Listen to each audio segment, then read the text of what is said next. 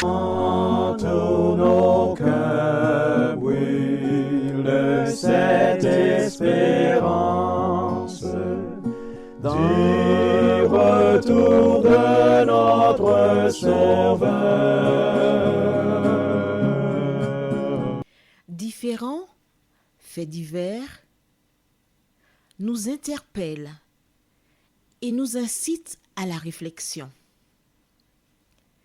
Ils annoncent un événement imminent et d'une grande importance. Mais comment l'analyser? En écoutant Jean-Claude qui, à la lumière de la Bible, t'accompagnera et te permettra d'être prête, d'être prêt pour le retour de Jésus. Note que les éditions spéciales sont disponibles sur YouTube. Quelle est la réponse 2? Le 2, c'est le chiffre. Je te salue fraternellement en Jésus-Christ, le Sauveur du monde. C'est Jean-Claude qui partage avec toi cette nouvelle série qui s'intitule « Découvrir la vérité ». Le récit est palpitant, agréable, je te salue une fois de plus. Aujourd'hui, le thème est « Il exécuta ». Juste avant, prions. Nous t'exaltons, nous te louons, ô Éternel, pour le bonheur que tu nous donnes de te connaître. Merci pour la parole qui sauve. Que le Saint-Esprit nous conduise une fois de plus et que nous puissions marcher selon la parole au nom de Jésus et pour ta gloire éternelle. Amen. Il exécuta. Nous lisons dans Genèse chapitre 6, les versets 19 à 22. Genèse 6, versets 19 à 22. De tout ce qui vit, de toute chair, tu feras entrer dans l'arche 2 de chaque espèce, pour les conserver en vie avec toi. Il y aura un mâle et une femelle. Les oiseaux selon leur espèce, du bétail selon son espèce, et de tous les reptiles de la terre selon leur espèce. 2 de chaque espèce viendront vers toi, pour que tu leur conserves la vie. Et toi, prends de tous les aliments que l'on mange, et fais-en une provision auprès de toi, afin qu'ils te servent de nourriture ainsi qu'à eux. C'est ce que fit Noé. Il exécuta tout ce que Dieu lui avait ordonné. Amen. Je relis une seconde fois. Merci. Porte bien attention. Et j'espère qu'entre-temps, tu as pu avoir la Bible et lire, parce que j'aime bien quand tu lis en même temps que moi. Je relis versets 19 à 22. De tout ce qui vit, de toute chair, tu feras entrer dans l'arche 2 de chaque espèce, pour les conserver en vie avec toi. Il y aura un mâle et une femelle, des oiseaux selon leur espèce, du bétail selon son espèce, et de tous les reptiles de la terre selon leur espèce. 2 de chaque espèce viendront vers toi, pour que tu leur conserves la vie. Et toi, prends de tous les aliments que l'on mange, et fais-en une provision auprès de toi, afin qu'ils te servent de nourriture ainsi qu'à eux. C'est ce que Noé fit. Il exécuta tout ce que Dieu lui avait ordonné. On s'arrête ici. Dieu donne les ordres. Voilà ce que tu feras. Essaie d'imaginer la quantité d'animaux qui existent sur Terre. Les dinosaures, non. Il n'y a pas de place pour eux dans l'arche. Ils étaient trop gros, trop grands. Et voici donc Noé qui entendit l'ordre de l'Éternel des armées. Et pour l'encourager, Dieu lui dit, à un moment donné, des animaux viendront par paire vers toi. Ils viendront 2 à 2. Tu n'auras pas à aller les chercher pour dire ti, coucou, coucou, coucou. Non. Ils viendront. Qu'est-ce que cela veut dire? Que l'Éternel, lui, il enverra ses animaux vers toi. Pourquoi? Pour t'encourager. Quand tu acceptes Jésus pour sauveur personnel, il fait des miracles dans ta vie. Il se positionne par rapport à toi. Pourquoi? Tout simplement parce que Jésus veut t'encourager. Et c'est pour cela qu'il réserve cette partie-là.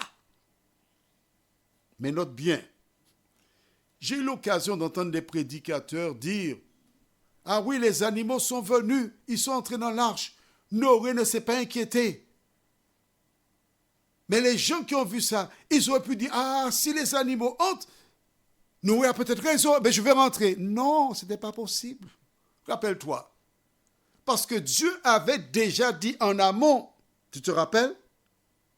Au verset 13 de Genèse 6, « Alors Dieu dit à Noé, la fin de toute chair est arrêtée devant moi, car ils ont rempli la terre de violence. Voici, je vais les détruire avec la terre. » Alors toi qui m'écoutes là, aujourd'hui, est-ce que tu es un violent? Si c'est le cas, tu sais déjà que tu es condamné à mort. Tu es condamné à mort. Si tu es un violent, j'enverrai les animaux. Toi, tu t'occupes de te ravitailler. À partir de ce moment, dans leur tête, ils ont commencé à faire des plans pour savoir quel type de nourriture nous pourrons-nous emporter dans l'arche. Et la Bible déclare, le verset 22, je le lis une dernière fois pour toi. Lorsque Dieu dit à Noé d'agir de la sorte, c'est ce que fit Noé. Il exécuta tout ce que Dieu lui avait ordonné. Quel contraste!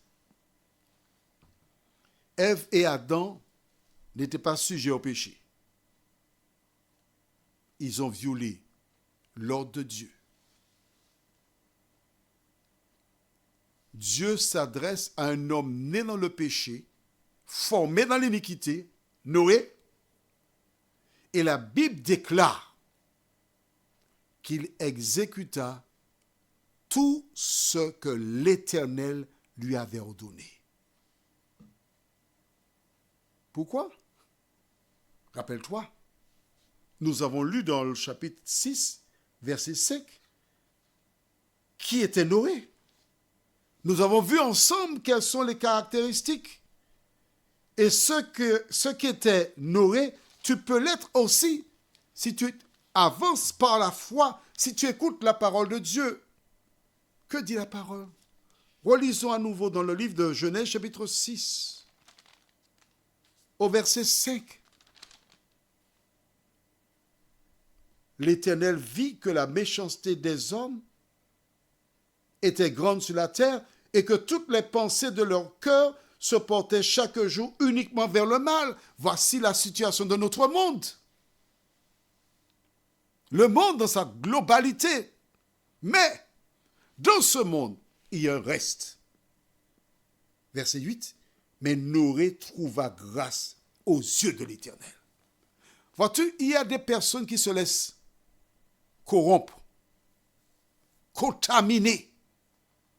Mais Noé, il est resté fidèle à son Dieu. Et du reste, plus tard, dans le même chapitre, il est dit de lui au verset 9, Noé était un homme juste et intègre dans son temps. Noé marchait avec Dieu. Amen. Comment? Parce qu'il obéissait. Quand tu marches avec quelqu'un, elle presse le pas, tu presses le pas. Quand elle ralentit, tu ralentis. Quand elle court, tu cours, parce que tu marches avec la personne. Mais lui, Noé, il marchait avec l'Éternel. Je voudrais te poser une question. Avec qui marches-tu? Avec qui marches-tu? Si tu mets en pratique ce que dit la Bible, tu marches avec l'Éternel. J'entends des personnes déclarer qu'on ne peut pas marcher selon la loi de l'Éternel. Mais Noé est un modèle, un exemple, qui te démontre qu'il est possible de marcher selon la parole de l'Éternel. L'ennemi veut te faire comprendre que ce n'est pas possible. C'est un mensonge. Il était juste, il était intègre parce qu'il marchait avec l'Éternel. Tu as le choix. Permets-moi de te rappeler Deutéronome 30, verset 15, qui dit « Vois, Marco, je mets devant toi la vie et le bien. Jacqueline, je mets devant toi la mort et le mal. Tu es à une croisée, tu dois faire un choix. Quel est ton choix? Toi qui m'écoutes aujourd'hui, qui as-tu choisi? Fais-tu comme Ève et Adam qui choisirent de violer la parole de Dieu? Ou tu as un nouvel exemple, Noé, qui exécuta tout ce que l'Éternel lui avait dit? Aujourd'hui, ce dont le monde a besoin, ce sont des femmes et des hommes qui exécutent à la lettre la parole de Dieu. Veux-tu faire partie de cette catégorie? Prions. Notre Seigneur et notre Dieu, du temps de Noé, le monde était rempli de violence. Parce que ces personnes, chaque jour, uniquement leur pensée était tournée vers le mal. Et nous avons vu les conséquences. Seigneur, notre monde aujourd'hui fait de même. Alors que tout s'écroule comme un château de cartes autour de nous, merci de nous aider, ô Dieu, à tenir ta main, nous laisser porter par toi, à exécuter tout ce que tu nous demandes dans la parole, afin que nous soyons comme Noé, nous t'en prions, au nom de Jésus et pour ta gloire éternelle. Amen. Que l'Éternel continue de te bénir et qu'il te garde.